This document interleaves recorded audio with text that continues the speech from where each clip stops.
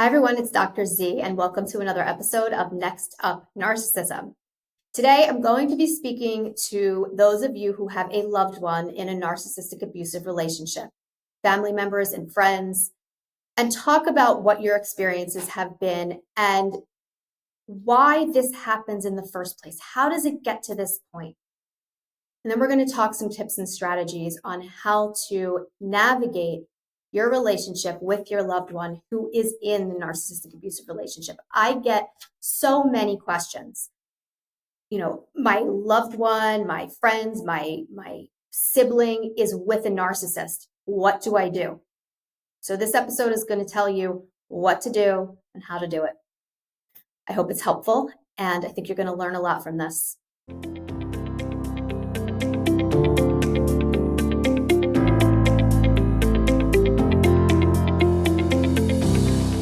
Hi, everyone, and welcome to another episode of Next Up Narcissism. Today, we are talking about what you do if you suspect that your loved one is in a relationship with somebody who is a narcissist.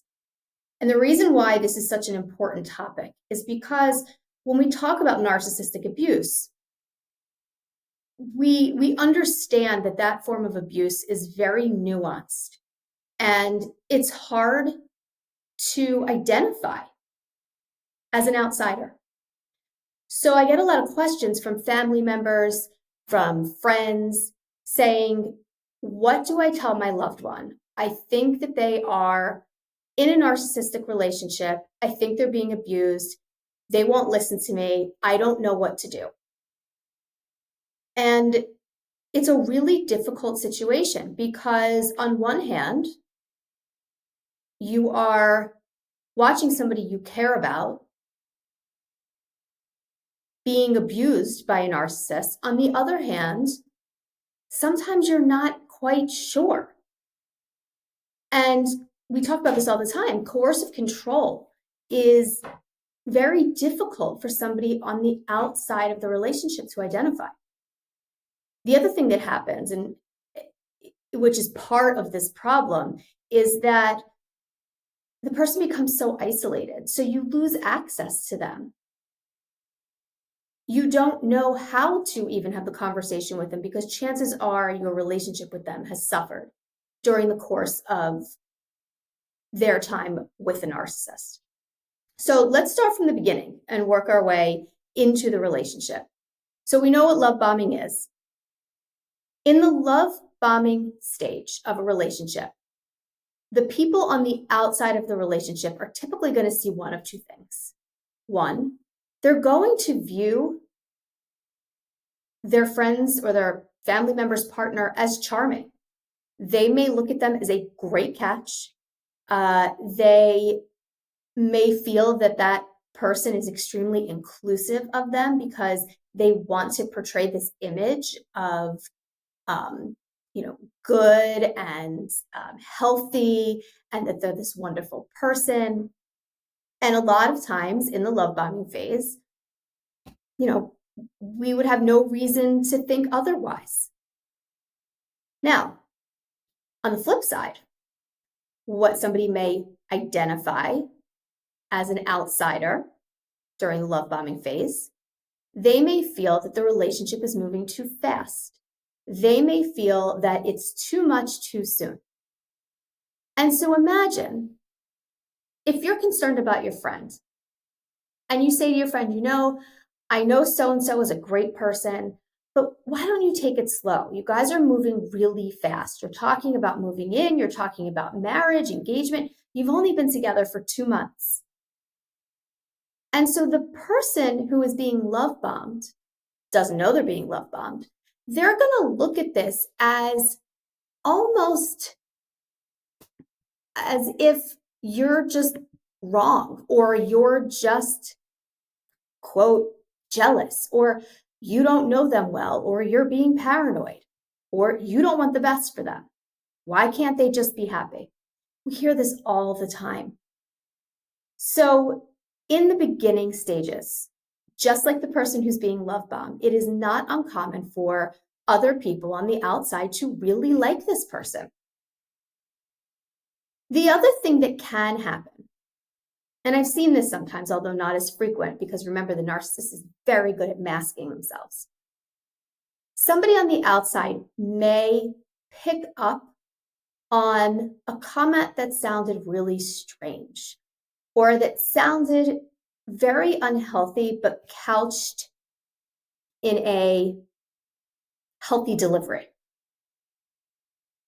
Or they may have picked up on a behavior that they saw the narcissist do when nobody was looking.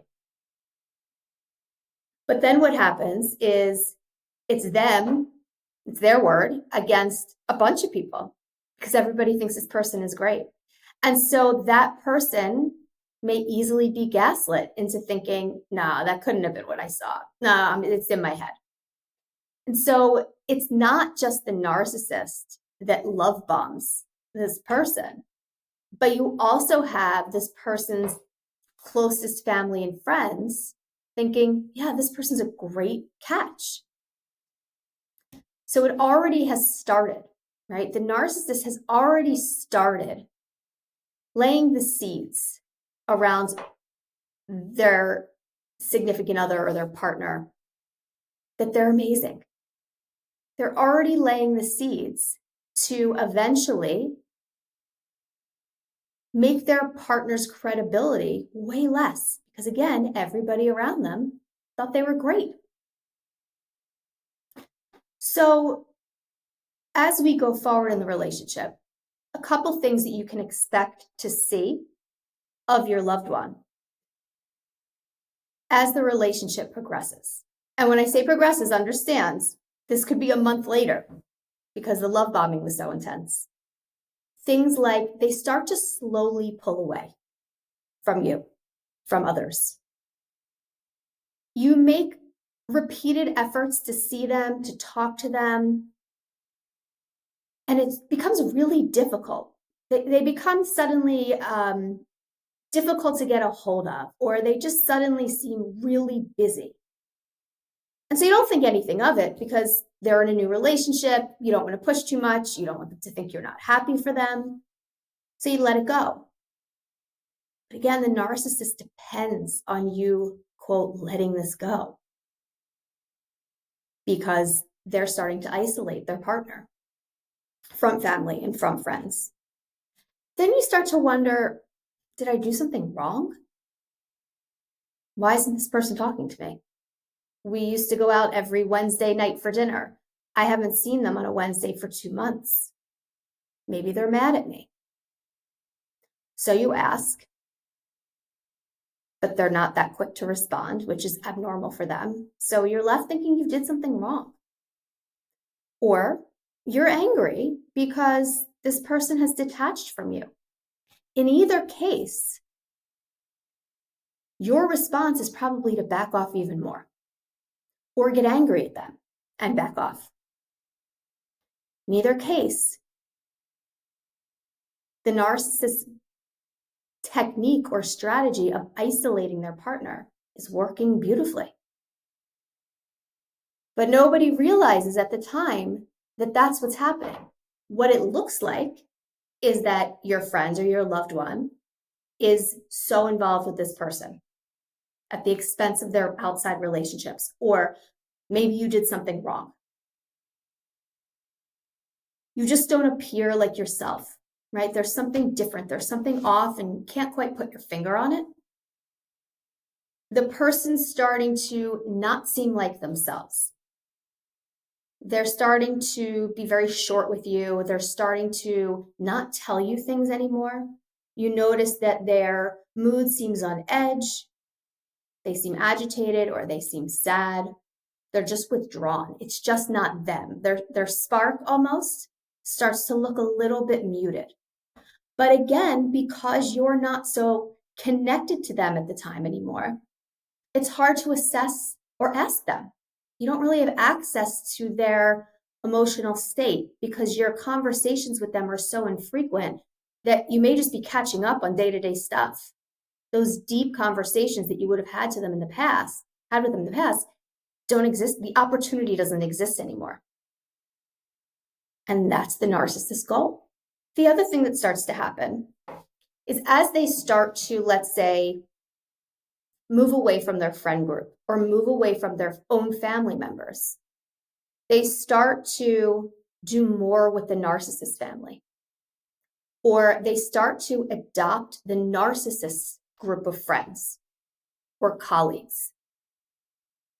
They really make a shift between their previous connections and the narcissist connections.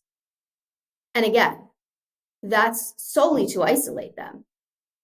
But it's also for the narcissist to gain control over this person. They want to know where they are and what they're doing and who they're with. And what better way to do that than to make sure it's with people that they know, that they're friends with, quote, friends with, and that they have access to.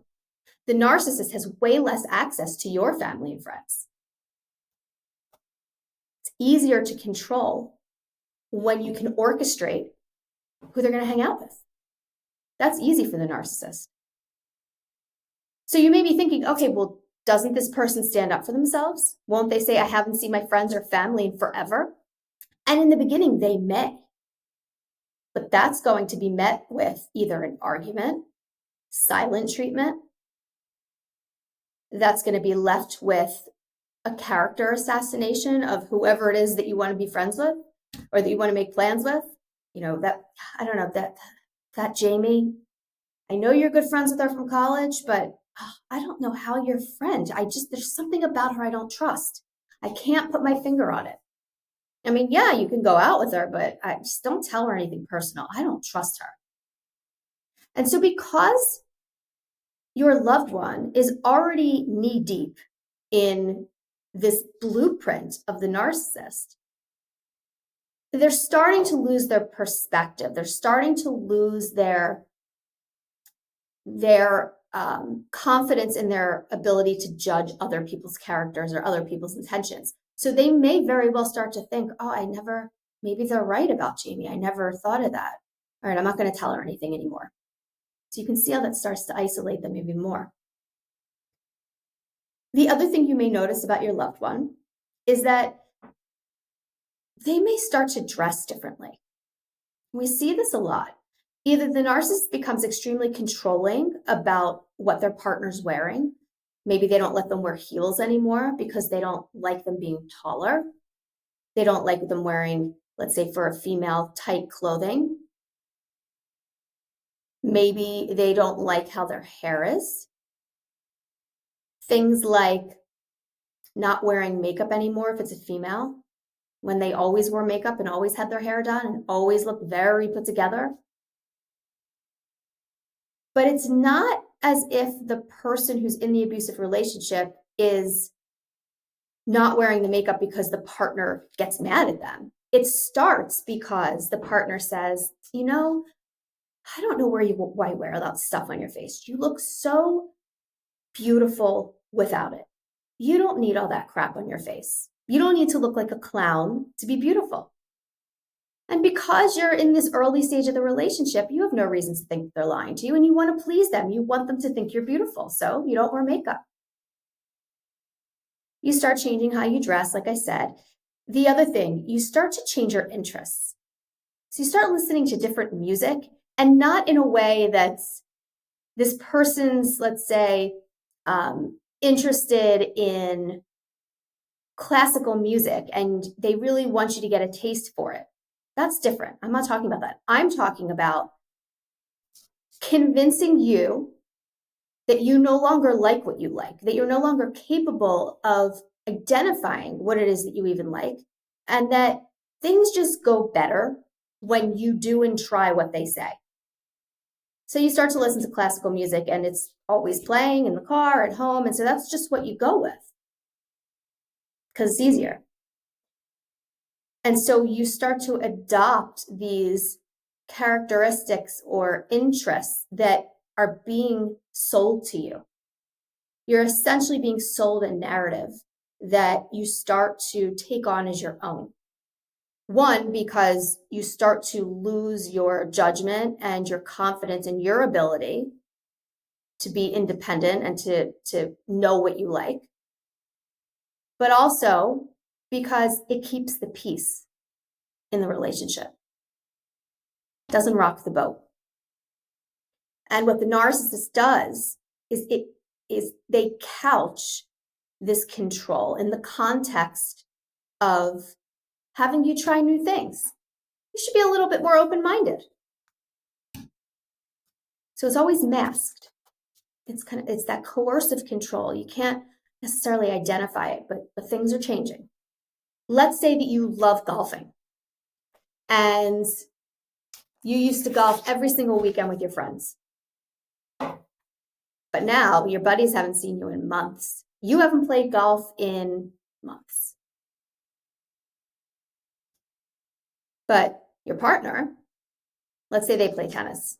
You've never played tennis in your life. In fact, you hate tennis. But what's going to happen is the narcissist is going to shift their interests onto you. One is a form of control, but two is a way to keep tabs on you and make you lose confidence in being able to be an independent thinker. People on the outside are going to see you changing how you dress, changing how you appear, changing your interests, changing your hobbies. And so to them, they see this massive shift, in addition to not having as much access to you. Now they start to worry. Again, they haven't seen anything directly, right? Because narcissistic abuse, especially that kind of coercive control, is so not visible to the outside world, even to those closest to you. So what people on the outside are really starting to see is this very slow, insidious stripping of their loved one's self-identity. And it's not sudden, it's gradual. This started from day one in the love bombing stage. And your friends and family are likely to be very confused because how is this happening? But yet the person's really great, at least what they've seen of them. Because remember, they were all involved in the love bombing stage too. They charmed your friends. They charmed your family. So they're concerned. Something's not right, but they're a really good guy or a really good girl or, really good friend. They can't figure this out. But they can't talk about it either because, like I said, they don't have as much access to you anymore. So because your loved one is being manipulated, controlled, abused, because we assume that as the relationship progresses, so does the abuse. That will happen. That's a given. As the person begins to believe and internalize the narrative that they're bad, that they're a bad friend, that they're a bad partner, that they're a bad daughter, that they're a bad son, a bad employee, they start to internalize this dialogue that's being fed to them for the purpose of control and the purpose of stripping them of their sense of self and their identity. So when this happens, what does this start to look like to outsiders, even those closest to them? So first, like I said, you're going to feel this disconnect that's occurring and you're not quite sure why. And it starts out slow and then it just gets worse. They may start to act cold. So you may still be seeing them, obviously more infrequently, but when you do see them, they seem very buttoned up, they seem cold, they seem distant, they seem disconnected, they seem edgy, they just don't seem like themselves. And for you as the outsider, remember, you don't have access to what's going on inside the relationship. You just only have what you see. And so they're going to appear to be cold or distant. Again, adding more fuel to the fire of why you want to disconnect with them in the first place, because they're just not who they used to be. You may find that you're starting to argue with them a lot. I see this a lot in families where their loved one is in a narcissistic abusive relationship and the family members know something's off. Let's say they start to realize the person's very controlling of their loved one. And there starts to be a lot of arguments that occur. between the family members and their loved one who's in the abusive relationship. And so again, adds fuel to the fire to push family members away. They may start deliberately leaving their family members out of important events because the narcissist, not only have they caused this isolation to occur from your family, but they've forced their family upon you. And simultaneously, they start to assassinate the character of your family members. Now, in the beginning of the relationship, if the narcissist had said to you, your mother's controlling, I don't like her, your father is definitely abusive, I can't believe you don't see that. In the beginning stages of a relationship, you may say to that person, what are you talking about? You don't know my family. What the hell are you saying? But because this is a slow process and they have been working at it since day one on you, they very much can assassinate your mother, your father, your siblings' character. And now you believe them, or you don't necessarily believe them because you've never had that experience, but your confidence in your ability to judge other people's character is shot because the narcissist has fed to you along the way that your ability to accurately perceive your reality is off. They've been gaslighting you. So they're telling you now, you know what? I really never liked your mother. I think she's super controlling of you. You listen to her too much. She doesn't want you to be happy. Your sister's jealous of our relationship, or your brother's jealous of our relationship, and that's weird. He's weird. Your father just wants to take you away from me. Your father is so obnoxious and cruel to you. How can you talk to him? And so now you are going to deliberately not include your family in special occasions. So from an outsider, now you have a family member who's purposely not including you in important events. Graduations, birthdays, Christmas dinner. Now you're just not even including them. So what do? They stop including you as well. So not only are you isolated on day-to-day conversations, but now you're not even connected to them on big events. And in addition to that, you start to view your family in a very negative light. You can't trust them. They don't have your best interests in mind. And their goal is to break you guys up. This is what you've been conditioned to think. So why on earth would you interact with them? You wouldn't. So you see how all of this is couched in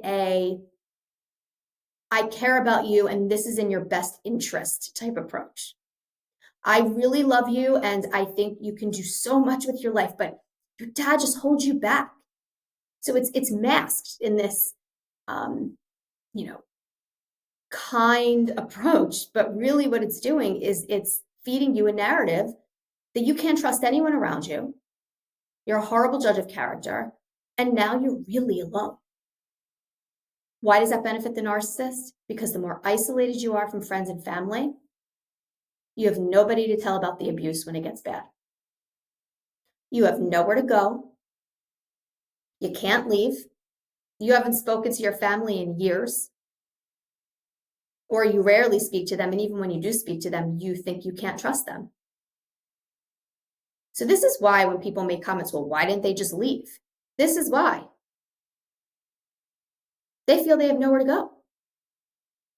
They have no access to anybody. And on top of that, they don't even trust them.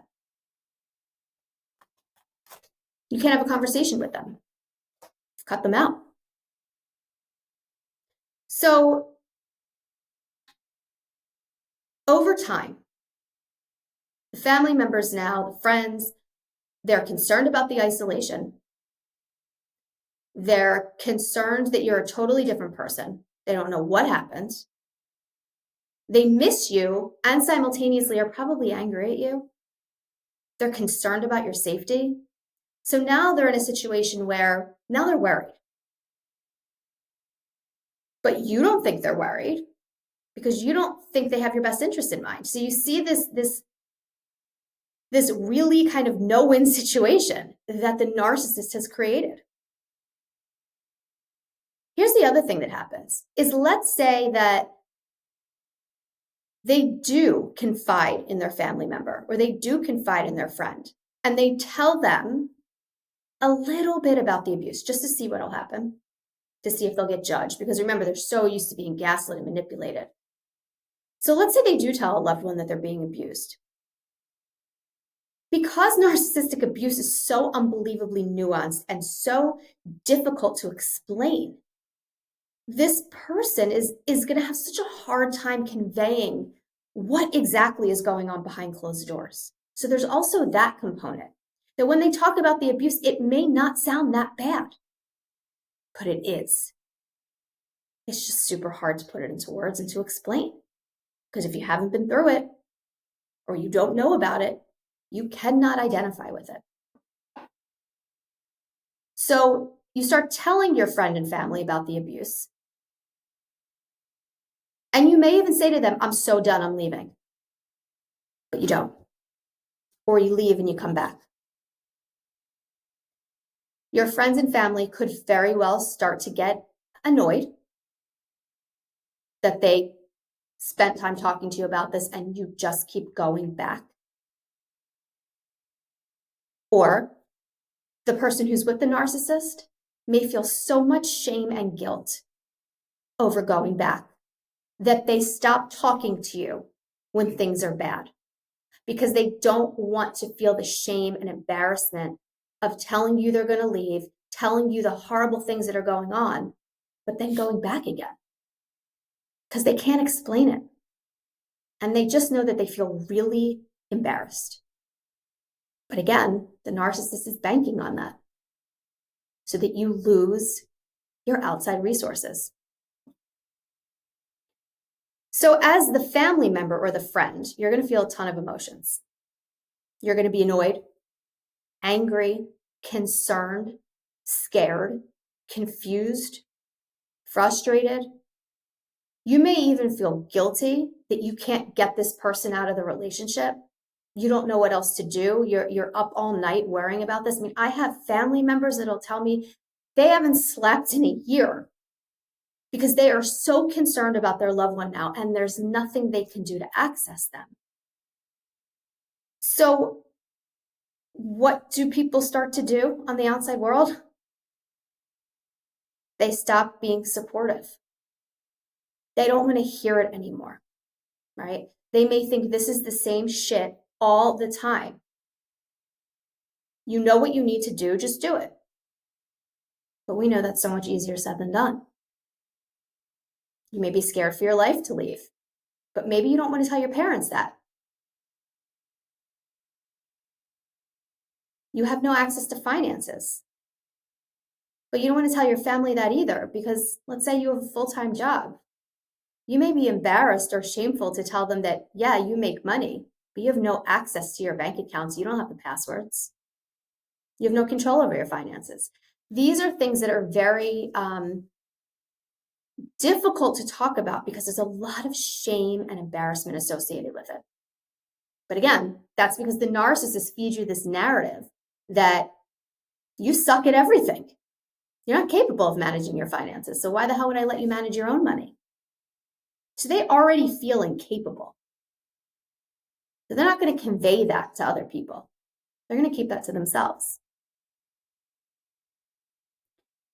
So your family and friends are going to start to get annoyed. They're going to start to kind of really back off. They're going to start to not include you in things because what's the point? And so now the person in the relationship, you really feel isolated. Because now they're not even inviting you to Thanksgiving dinner because they feel it's pointless. Or you broke up with the narcissistic partner, but they don't reach out to you again because it's always the same cycle, which is why someone in an abusive relationship like this feels so unbelievably stuck and confused. Because remember, now they're looking at their family and friends as, you totally disconnected from me. Nobody's here to support me anymore. And then this is where it gets super tricky.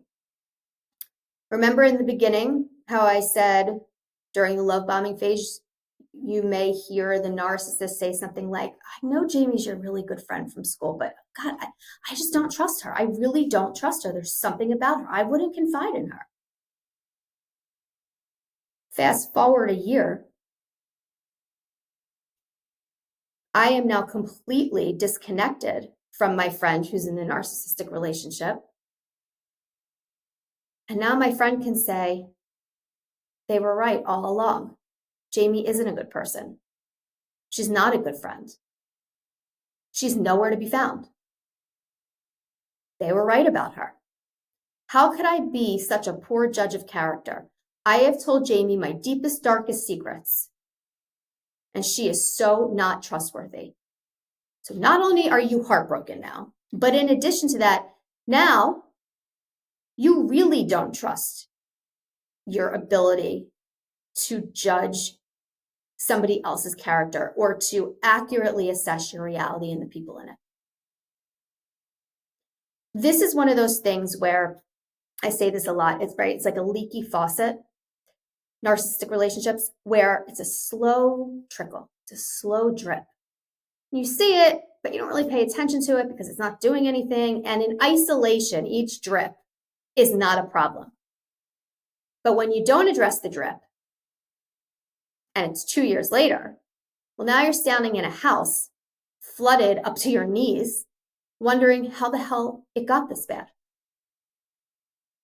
It's easy to go back and say, oh, I remember that drip. I remember that drip. But unfortunately, narcissists are very good at making you not see that tiny drip over time. So all of the feelings of the outside people are extremely valid. It makes sense. You're entitled to those feelings. But above all else, you're going to be hurt. And the more hurt you are, the more you disconnect. The more you disconnect, the more your loved one thinks, oh, my partner was right. My family doesn't care about me. My friends don't care about me. They dropped me. They left me. They're jealous of my relationship. They don't want me to be happy. And how do I know this? Because here's the evidence. They don't invite me to Thanksgiving anymore. They haven't called me in a year. I haven't seen them in a year. That's why. So, what do you do now? If you're a family member who has a loved one in a narcissistic abusive relationship, if you are a friend that has somebody in this type of relationship and you're listening to this and you're saying, yes, that's exactly what's happening. Next question is going to be, what do I do about it? What do I do now? Because the way of going about this is not to try to change your loved one, because your loved one is so far out of your reach to change right now. And when I say change, I mean be able to get them to see what's happening, be able to get them to leave the relationship. You've lost access to them, let's say.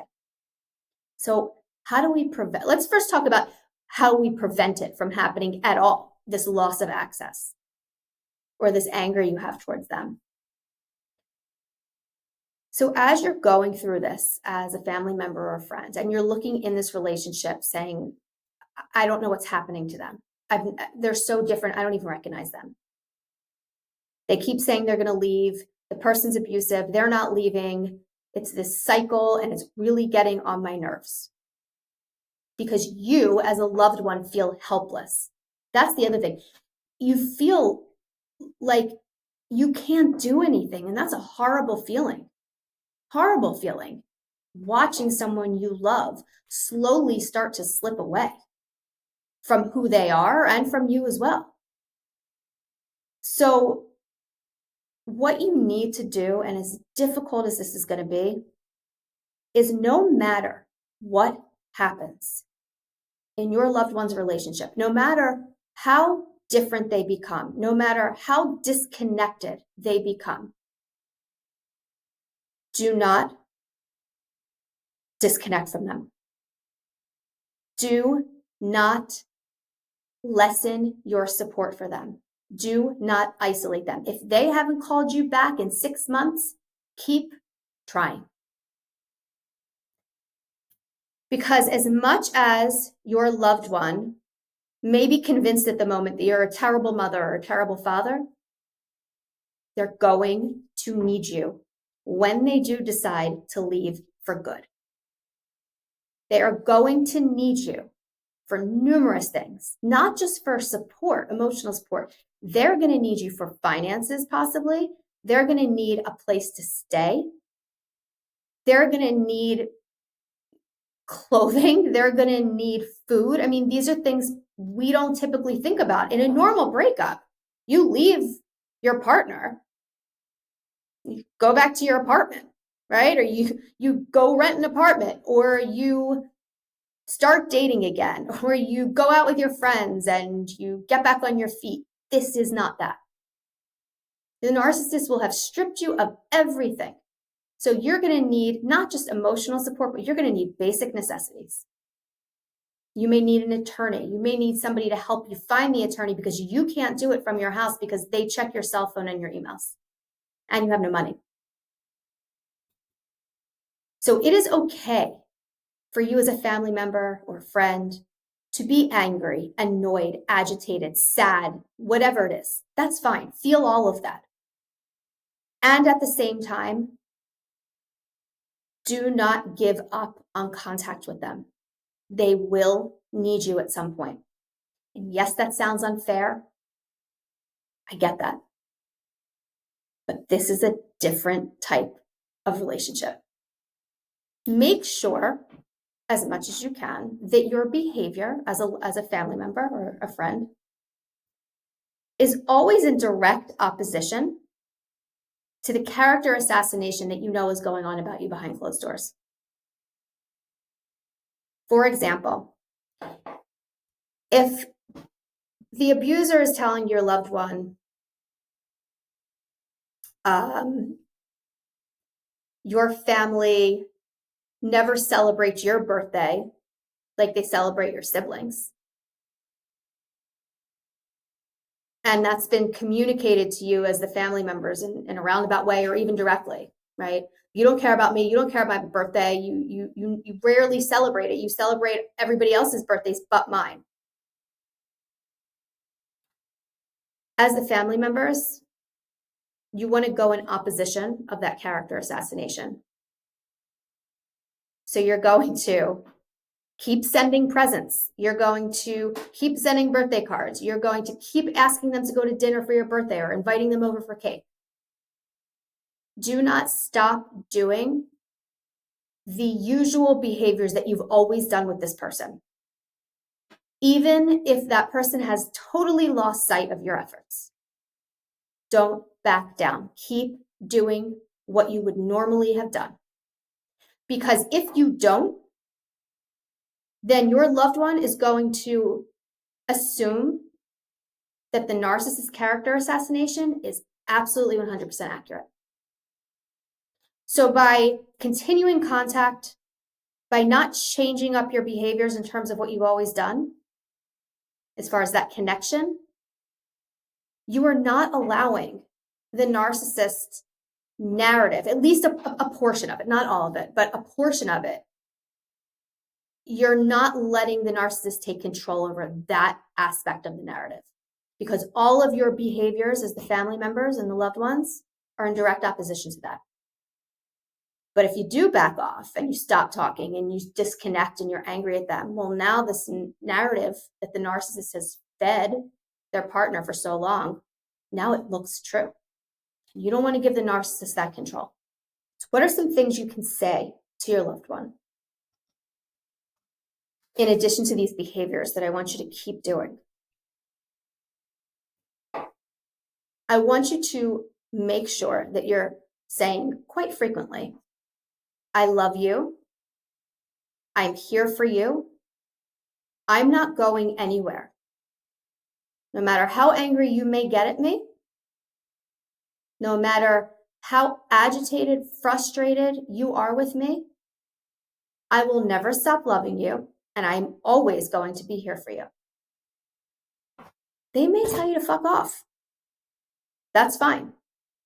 You still tell them that you love them. Again, in this particular type of relationship, when there is narcissistic abuse, this is what needs to happen from outside parties.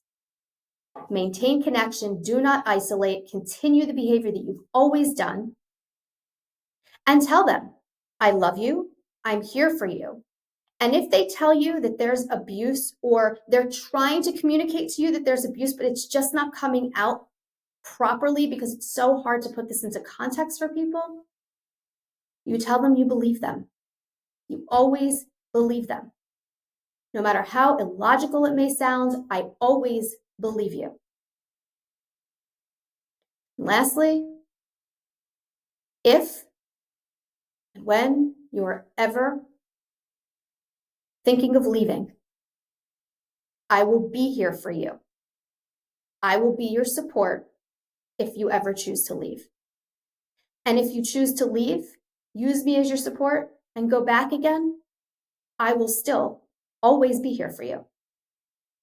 I understand this may be brutally difficult for family members and friends to say because you're so fed up with this relationship, but you have to understand that that is what the narcissist is banking on. That you become so annoyed and angry at your loved one that you just give up. Because then they have complete and total access and control and power over them. So I hope that was helpful. It's a very heavy topic, but it's something that is asked to me constantly. It's one of the biggest, I think it's one of the hardest things, I'll say, that family members and loved ones go through. What do I say? Do I tell them they're a narcissist? So that's another thing. Forgot about that one. Trying to tell your loved one that they are in an abusive relationship or that they're with a narcissist is not going to work in your favor. You can tell them that after they leave when they're going through their healing, but while they are in the relationship, telling them that they're with a narcissist, that person's controlling and abusive, they're so manipulated that even if they feel that's true, they're going to most likely defend the abuse as their fault, or they were deserving of the abuse, or they're so scared to agree with you, because then what? Then they have to admit they're in an abusive relationship, but they're not leaving. Again, there's a lot of shame with that, guilt. So they're also going to defend the narcissist. They're going to dig their heels in and they're going to defend, and they're going to disconnect from you. So do not let them know that you think they're with a narcissist and they're being abused and how could you stay? There's nothing wrong with saying, I'm a little concerned. But trust me, they already know you're concerned. I promise you. They already know you're concerned. But they may initially interpret it as not concerned, but more of, you just don't like them. Or you don't like that I'm becoming my own person, or you're just jealous of my happiness. So I really encourage you to take an approach of love and support. You can feel however you want inside, but make sure your behaviors are consistent with showing love, showing unconditional support.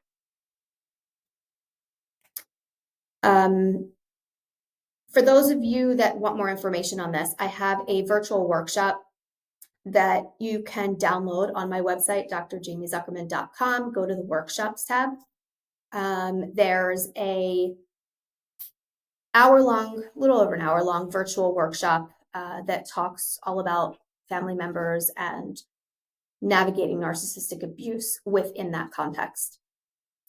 So I will speak to everybody later, and everybody have a great day, and I will see you next time on Next Up Narcissism.